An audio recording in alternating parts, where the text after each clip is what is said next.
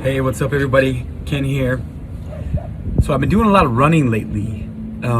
It's something that I never really enjoyed for most of my life, but for whatever reason, this last year I've been really enjoying running.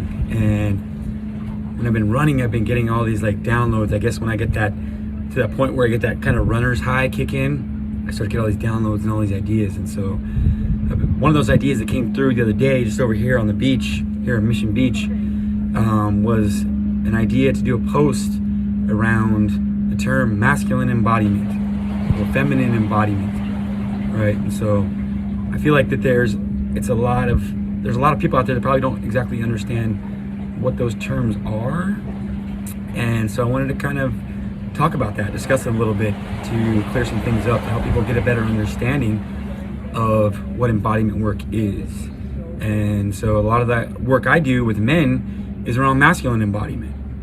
And so when you break those two words down, you have the word masculine energy, masculinity, and embodiment. And the word embodiment literally means to like embody something. And so, especially in this day and age, I feel this is an important thing to talk about, because there's a lot of people, you know, that talk about a lot of things on social media. People do a lot of videos and posts, and they share a lot of good information. You know, it's beautiful. I love to see all that positive information being shared. And what I like even more is when people can begin to embody that information, right? And so there's different techniques that I use with clients, different techniques that I use for myself to embody certain things. And you can literally embody a belief system. You can embody an emotion. And so some of those techniques to do that are literally to feel an emotion in your body and take the shape of that emotion. And one of the things I do in the morning, which is a masculine embodiment practice, is I do ego eradicator, right? So ego eradicator looks like this, and a breath. So this to me represents a very masculine posture, and it can be feminine if you look at it that way as well, but it's like a victory, right? So you have your chest out, you're breathing, and you hold this posture for an extended period of time. And I'm doing 7 minutes every morning of ego eradicator. And for me, that's a way to embody that masculine presence, consciousness, and like holding a posture for extended periods of time, to me, is a very masculine practice. So that is like a masculine embodiment work that I do. And I also think about like that victory feeling. So I'm embodying what it feels like to be victorious, to actually to do what I've set out to do, to reach that goal, to reach that thing that I'm committed to stay focused and present.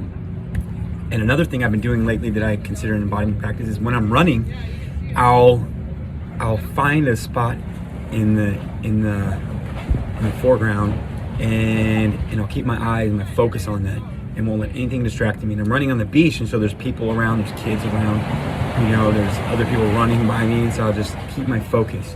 And so what I'm doing when I'm doing that is like I'm embodying what it means to stay focused, to stay present, to stay committed to that goal, that spot in the future that I'm wanting to reach.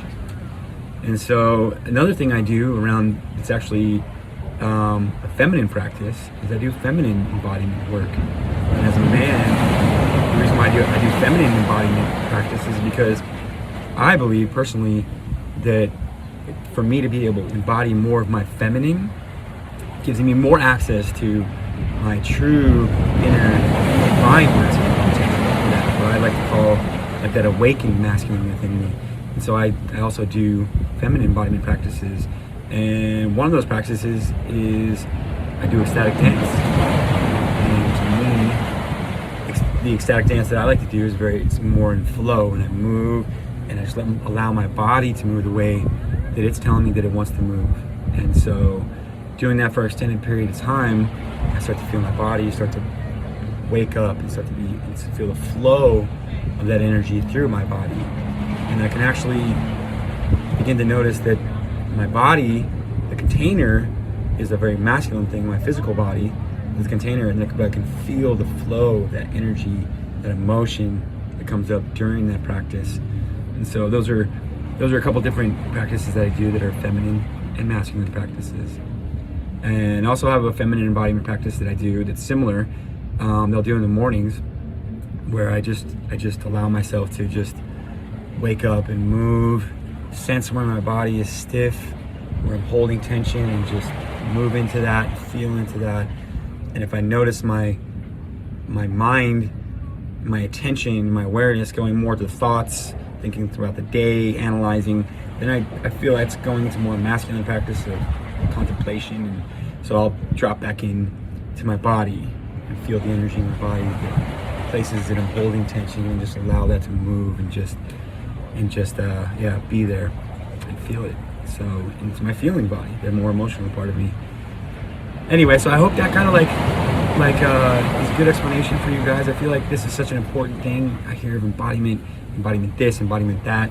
And so I wanted to kind of clear up some things and just help people get a better understanding of what embodiment work is, and so they can make that a part of their practice. So I'd love to hear what you guys think, and if what your understanding and definition of embodiment work is, and maybe if you have an embodiment practice, maybe share down in the comments below your favorite embodiment practices. All right, thanks guys for listening to me and letting me share. Have a wonderful day. Peace.